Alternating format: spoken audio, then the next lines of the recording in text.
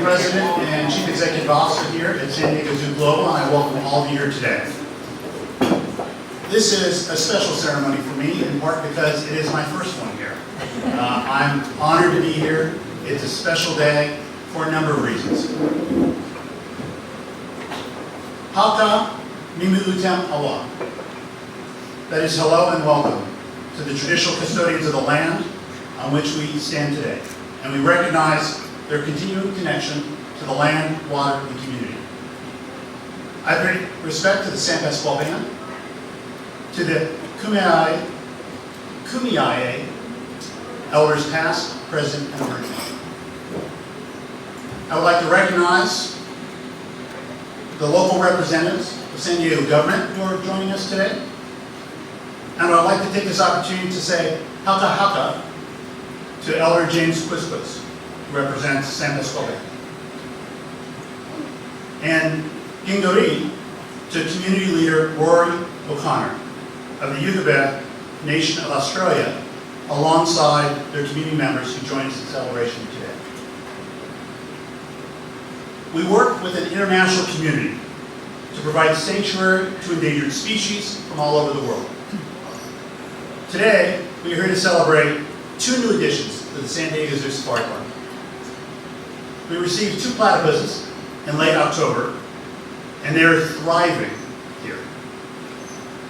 San Diego Zoo Safari Park is the only place outside of Australia to house a platypus for more than 50 years.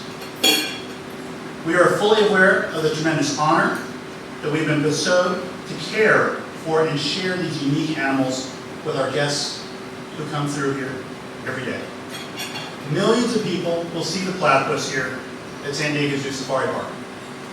They will marvel at the amazing diversity of life on our planet and be inspired to do more to help us save species around the world together. Caring for these 2 platypuses and sharing them with our audiences is a great responsibility.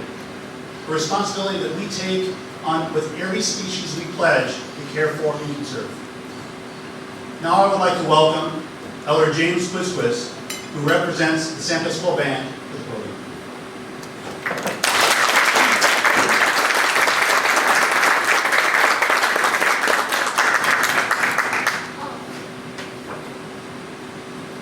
Well, this is a tremendous opportunity for me and for the people, so I want to thank each and every one of you from afar and from near that had something to do with this. It's a great accomplishment, as it was said. First time in 50 years outside of homeland in the South. I refer to it that way particularly because I want to recognize that it was part of the earth. And the earth is our home because we are the inhabitants. There are no distinctions to be made between anybody. All universal, and the welcoming that we offer to our family from down south is very heartfelt. We carry this from here on. As people told other people, told other people, told me, told my children, told my relatives, told my granddaughter here, one of many. Also have 7 great-grandchildren, so I'll be telling on them too. Hard to figure, I'm only 43 years old.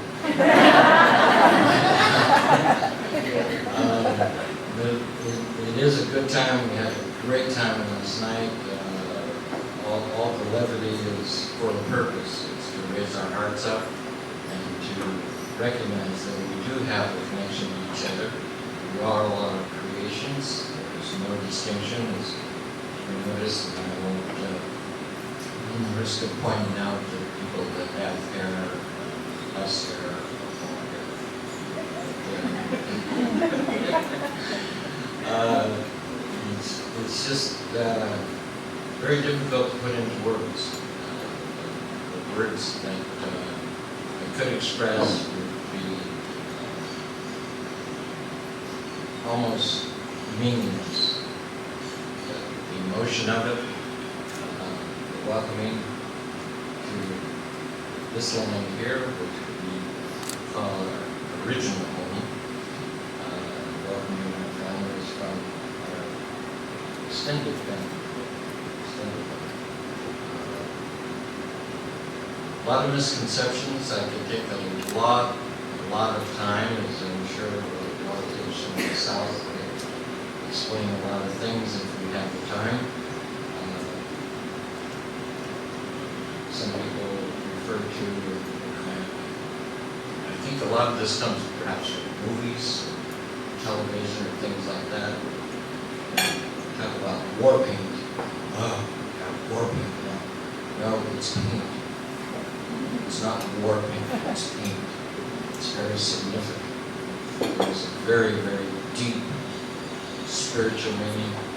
There's cultural significance, if you will. And we're very happy to welcome everybody here,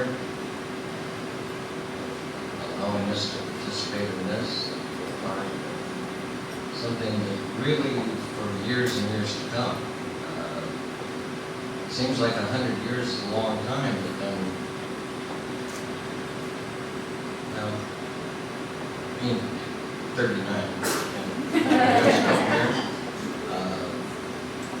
time goes by very quickly, honestly. They always used to tell us that time is short, so take today, because today is the present. The pun intended, it's just the fact. Every day is accomplished, we say in the industry. Welcome to relatives. We're always here. We'll always have a home here. Anytime you're around, best visit us. We look forward to it. The offering today is not a performance. It's not an exhibition. It's an offering. The way that it's offered, I should be able to accept it in that way.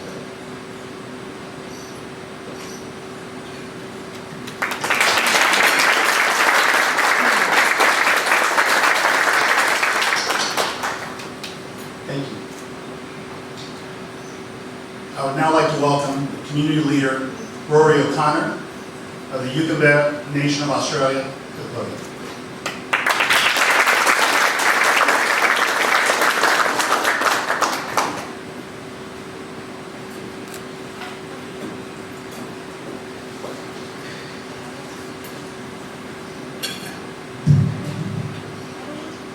In the country I'm from, my mother is an elder and she's 91 years old. I'm her sixth son, so I've been delegated to carry her message to us today. Firstly, how the greeting from the land that we're on today. Kumia, people. And Uncle, that was the most beautiful introduction I've ever heard, and it's made me choked. And it's not war paint. We carry the three stripes because in our part of the world, on the eastern seaboard, there were three brothers, and they came to the country before time. And their story is etched into the entire landscape of eastern Australia. But that's a big story I'm not going to start on. So today, firstly, I'd like to acknowledge the lands in which we stand, the people here today, and thank you so much, and for my sisters here as well. Paul, Lisa, from this organisation, thank you so much for your welcome. Chelsea Martin from the Australian Consul General, I think I've got that right. But also, I want to make a special mention of Christina Simmons, who we were here 6 years ago because they were opening the Australian Centre. And so we brought over some borrowers, some koalas from South East Queensland. And Christina made us feel like part of the family of this organisation. And it is a family. And it's coming back to it, which gives us as Aboriginal people a beautiful sense of, you know when you go to a place and you sort of feel like you've been there before. And we walked in here, we see the staff, we see the things we've sort of been here before. Last time we brought Auntie Carol Curry. We brought Graham Blanco, a senior dancer from our community, Jason Sandy, a senior lawman and dancer from our community as well, and some younger people. Today you'll meet their relatives, who I'm so proud, they're the young people, they're the new leaders of our community, and they're coming back because they're the next generation to come to this park and this place and keep that community spirit alive and keep that family bond going. And they're beautiful, and they are young leaders, and they're smarter than me, which is sort of annoying, but hey. Introduce myself, my name's Rory O'Connor, I'm an Aboriginal man, I'm Irish and English and Australian and many things, but I'm an Aboriginal man from southeast Queensland, from the Yugambeh Nation. Our nation is made up of many different smaller groups, Mununjali, which is my grandfather's mom, Kombumerri, which is my grandmother's, Wongarara, there are smaller groups here, but we identify by the language group we're from. In Australia, children have 50 different language groups, and unfortunately 90% of those are endangered. So, I guess, and so we run one of Australia's longest running and largest language centres, so to bring these languages back and give the pride to our youth and make them feel the importance of culture and make them understand their stories. There's 20 language centres in Australia. My mother, 91, started the first one 35 years ago. And so I carry a fair bit of weight on my shoulders when I bring these young people to a place like this. My role here this week was to make sure the Wasian, the platypus, was going to a culturally safe home. Never been out of the country before successfully. People have taken it out and it's yearned for its home and it's dying. So this is a big emotional step for us because you see the Wasian or the platypus in my community and many communities is a totemic animal. Now, a totemic animal for Australian Aboriginal people is very, very significant. Totemic, how to explain this? My mate's got a tattoo on his shoulder. It's a frog, Garen. I said, mate, what's that tattoo for? And he says, oh, that's my totem, mate. You know, I said, oh. He says, so I said, what do you do about that? He says, well, you know, and the thing with totems is, if it's your totem, it's linked to your family. You might have 1, 2, 3, 4 totems linked to your tribe, linked to your family, then linked to you individually. What that means is, that animal is you. So if the frogs die out in his part of the forest, he dies out. So his job is to protect that frog. And if your totem's a kangaroo, you protect that kangaroo. And if your totem is something, you protect it. You don't eat it, and you make sure that it's surviving. And out of respect, I wouldn't eat it in front of it, because that's his totem, guys. Don't eat it. Don't kill it, you know, speak respectfully about it. So, what it means is every animal is linked to a human being and a family. Now, if there's a problem with the frogs, after 40,000 years of his family knowing all about those frogs, they're going to have a bit of knowledge built up in that, aren't they? Which sort of reminds me of what we do here in this zoo, when we try and research animals and make them better. Well, that's what us Aboriginal people do, you know, that's what they were doing. They were gathering that knowledge. So you go to those families, and so you hear what they call dreamtime stories about frogs. No, that's actually a way of teaching the young kids that the frog needs to be in this place and it's not that. And it's not allowed over the mountain. There's a reason for that. Because when it gets up really high, it dies out because it's so precious. Everything is linked to story. It's all about storytelling. And that's what we want with the Wasian here. We want to know that the story of the platypus is being told. Now, the totems just don't exist for animals. They exist for plants. My aunt had a plant which only was found in one particular part of Australia. And she was introduced to that as a young girl. And on her deathbed, she was going, I just want to go back and see that plant one more time. And stand on the sand by the water where that plant grows. That was her soul. That was important to her. My mate's mother, Glenda, I'm talking to her about the totems. And why did he get that frog and all that stuff? And she goes, oh, actually, my totem is a whirly-whirly. You call it a dust devil. A swinging thing, yep, you jump into it. That's a totem by a bend in the river. And why is that a totem? So she has to make sure the river stays like that, the trees stay like that, and keeps it healthy. And I say to you, you imagine if everyone in the world understood that link. So see all the animals that are endangered? Imagine the uproar of 7 billion people said, you can't be doing that, because that's my totem. And this is the message we're sharing here today. Now, you understand the complexities of the totems and to our community and the responsibilities on someone like me who's coming over here with a platypus, which is just, it's a gem to our community. And it lives in the rivers alongside our bunyips, which are these sacred animals that keep kids safe. And the bunyips actually do terrible things to people, but they're there to scare kids to not go into the rivers, okay?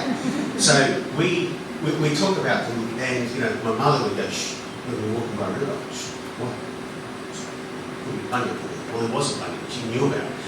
But that's what you learned as a child. And what it meant was you never walked by a river by yourself as a little kid. Bunyip knowledge.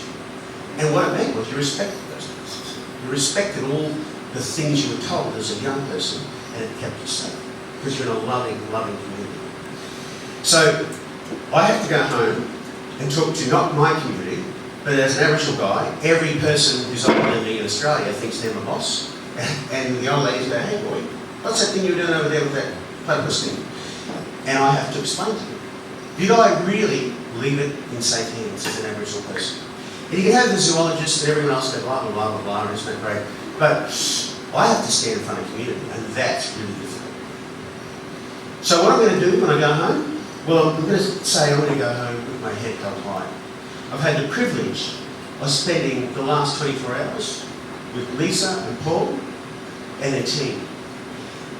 I've never met a CEO who has ever got the totemic Aboriginal experience in a heartbeat. And Lisa got it as well. And you know how that made me feel? And the young people you're going to meet, they tell the truth, you know, because they're younger. One of them was 18, he's never been out of Queensland. So he flown over here, this is pretty wild. Going shopping last night in a mall, buying shoes. That was just amazing. And I said, what did you make of it today? Yesterday. And they went, wow, these guys really get it. And that told me, you got it. So from my heart, I want to say thank you. And Lisa, thank you. And I look forward to where this story goes. Uncle, I look forward to where our story goes. And we have a word, and I want you to help me with it, because our language is endangered, and it's Kayaldum. Kayaldum. Can I just get you to say that word with me? Kayaldum. Kayaldum. Kayaldum means the leader in the fight, or the champion. And I say to you today, your team, your Kayaldum. We thank you for that. Nyanyabu. Thank you.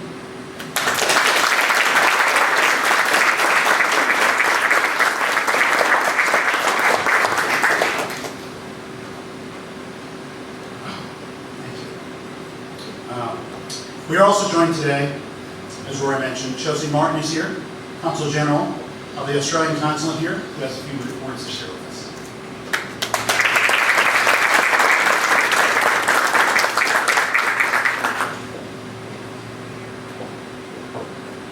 It's a pretty hard people to follow, I have to say. We pay respect to the San Pasquale band of Kunyai, on whose land we meet today.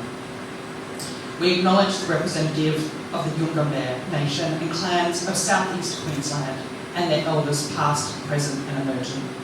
We thank them for assisting in the welcoming of the Pula Wajir.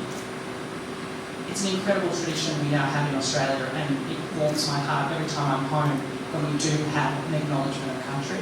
And it's something that I'm really pleased to be able to do and to see is increasingly happening here in the United States. And I think it's something very special we can share here. Thank you, Paul. It's been a pleasure to meet you, Rory, and also Bob and James. I think that really here I'm sort of doing the official thing, but I think the most meaningful words have already been spoken, and the ceremony to come is something I'm very much looking forward to. But I just wanted to say what a pleasure it is on behalf of the Australian Government to be here to help open this exhibit. This day, as people have alluded to, has been coming for a very long time. And it's so exciting for me to get to meet with some of the staff who are here who are going to be working with the platypus. And also just to know the journey that this has taken and that the significance that it has played both in Australia and over here. I think it's 12 years that this process has been in play, and I personally have seen different chapters of it over the last 5 years, including coming to the zoo a couple of years ago when this first opened, and I noticed, Bob pointed out, there's the platypus exhibit, and I said, really? And it shows the confidence and the commitment, the really sincere commitment that San Diego Zoo and so many very passionate people have had to making sure that they did everything they needed to make this incredible thing happen. We've also had a few times that it's been some time since we've had platypus transported out of Australia and given a new home. In fact, it was in the 1930s, and it was to the Bronx. And we won't go through that. It's a very different experience. But obviously, it's a different time and a different place. Now, as you've heard, the platypus is an incredibly special animal for all Australians. They hold an incredibly significant place in our Indigenous culture, and I'm really, really pleased that we're able to focus on that and acknowledge that today. The platypus also speak to the incredible uniqueness of Australia's flora and fauna writ large. As the world's only island continent, we were surrounded by water for millions of years, which meant that our plants and animals have been able to evolve in an incredibly distinctive way. And as you've heard from Rory, we've been really, really lucky that we've had the safekeeping of our Indigenous culture that is so directly tied to place and to land and to country. So it's remarkable for me that Americans are going to be able to, well, Americans and people from all around the world are going to be able to experience this very playful but shy mammal that's so special to us here in San Diego. I can think of no better home for our new ambassadors, as we shall call them, Birabong and Eve, I believe their names are. And I'm really pleased that such a world-leading institution is going to be taking such great care of them and also highlighting their cultural significance. And that's one of the things that I personally am committed to continuing to support, to make sure that we are telling those stories and that we're finding new and creative ways for millions of visitors that are going to come through here to be able to connect with our Australian culture, as you do with other international visitors that you've got. It's about those personal connections. Because not everybody can travel to Australia as much as we would like them to. So I really hope that this is going to be another layer in the cultural and personal connection between Australia and the United States. San Diego Zoo has an incredible tradition to uphold. Not only do you have our platypus, but you also hold the first US exhibit of Tasmanian devils, as I understand it, and of course you are home to the largest colony of koalas outside of Australia. So no wonder you're the most popular zoo in America. Australia and the US have an incredible history of mateship, as we like to call it. Over the past century, our nations have become the closest of allies, partners and friends. We're united by so many things, by our values, by our trade relationship, but mostly we are united by our people-to-people links and our cultural ties. So, I just wanted to say thank you to the zoo, thank you to everyone involved. A personal shout out to Sam Cook, who is an incredible asset to Australia in terms of telling our cultural story, our Indigenous story here in the United States. So thank you for helping us today too. But I've probably said enough, and I'm excited to meet the others.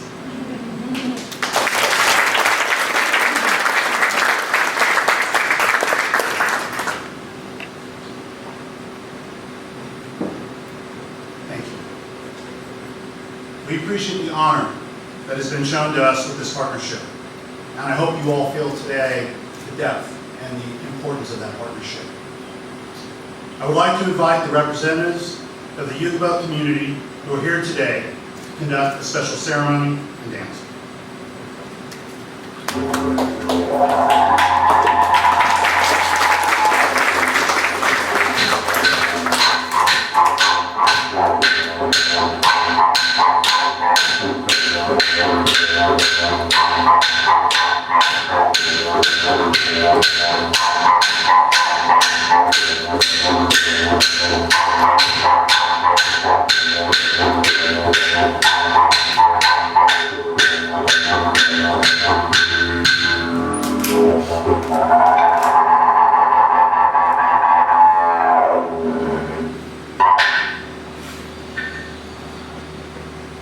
Bang Budra Onya Jimbala Mang Yajani Bain Bani Jingri Minyako Jingi Walu Nani Niri Jared Nayo Monjali Maiben Na Coco Water na Bobo Ginyam na Gudu na Kabu na Waka Waka na Yagra.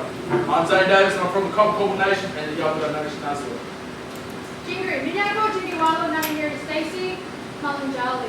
What I just said is, hello, how are you? My name is Stacey Fogarty and I'm from Malanjali.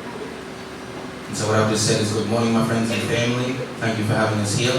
Before we continue, I'd like to say Kumbadan, Kumaye, Maiben, Kumbadan, Kumaye, Jalwan, which means we thank your people and we also thank you for having us here on your land.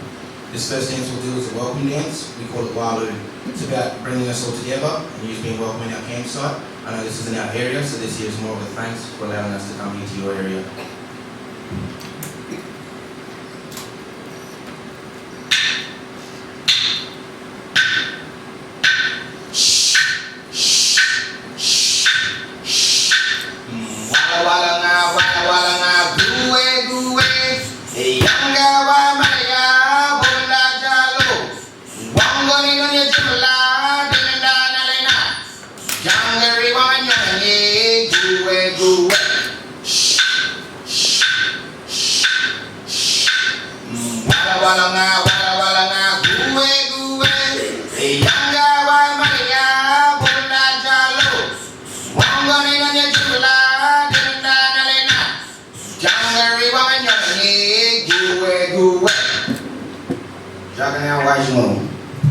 Our next dance we'll do for you, this here is a play dance. Now this play dance, it's usually a representative. We'll teach it to the children. We also like to teach it to our guests. We're the guests here, so we just like to show you a little bit. It's a freestyle dance. So it's a bit of a show off of what you can do and what's your favourite animal. This here is called Nanga.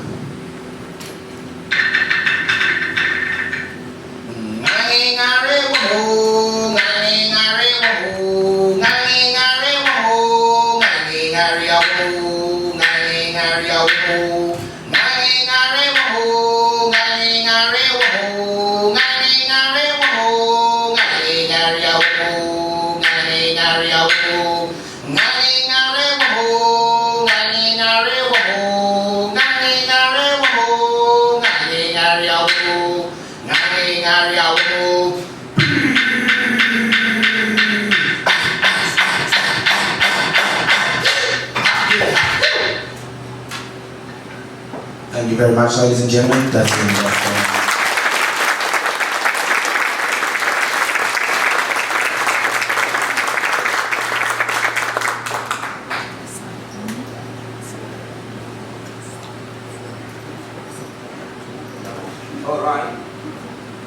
So I've also got one more gift to hand over. Would now also like to hand the didgeridoo over to yourself, guys.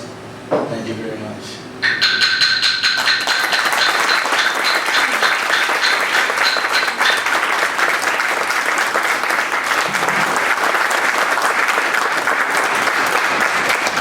For anybody that wasn't here last night, the didgeridoo is the world's oldest wind instrument.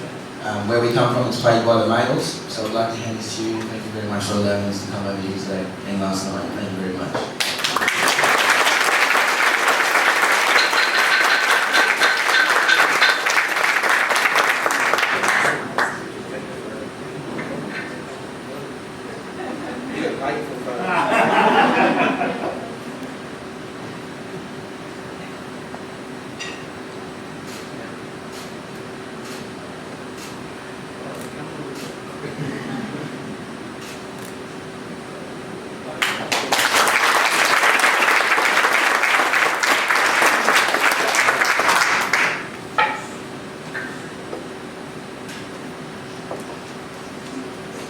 Wow. Amazing morning so far. We are honored to have this cultural ceremony here to honor our support of platypus conservation efforts and the creation of the new Nelson and Millsburg duck-billed platypus habitat.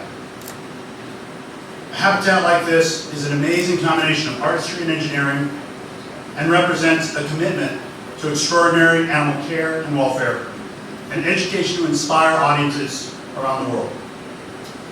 To tell us more about the effort to bring the platypus here and the conservation work we are supporting, I'm proud to introduce Dr. Bob Wiese, our Chief Life Sciences Officer.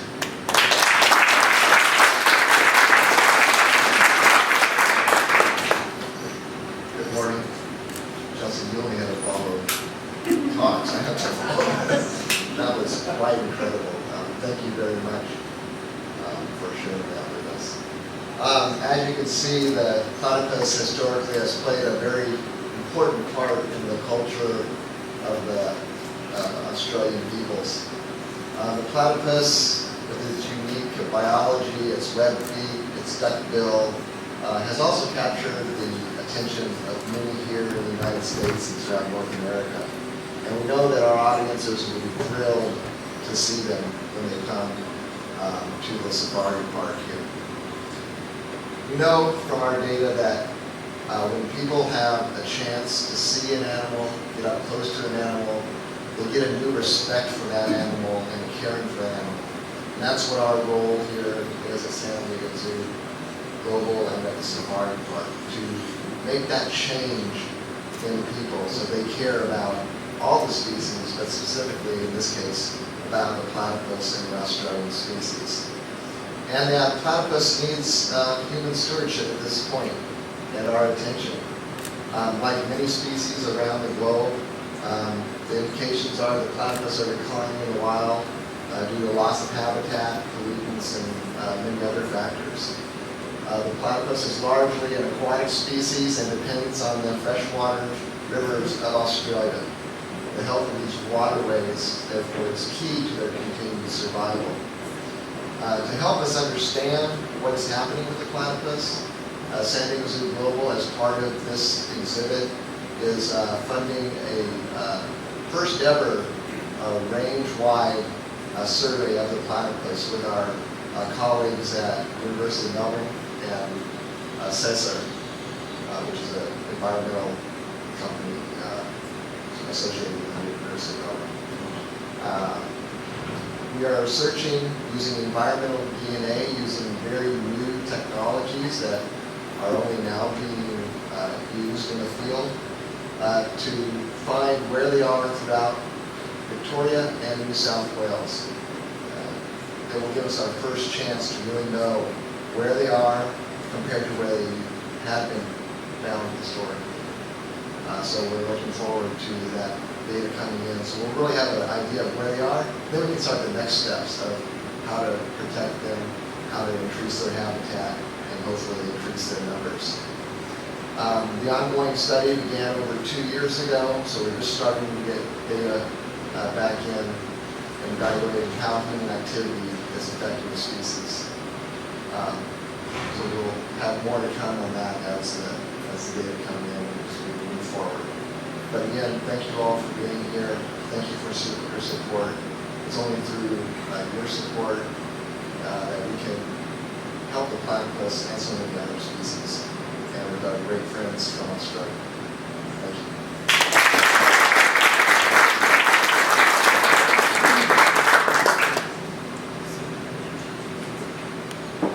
Thank you. Well, this is going to close our ceremony out, but I have to express just how proud this moment is.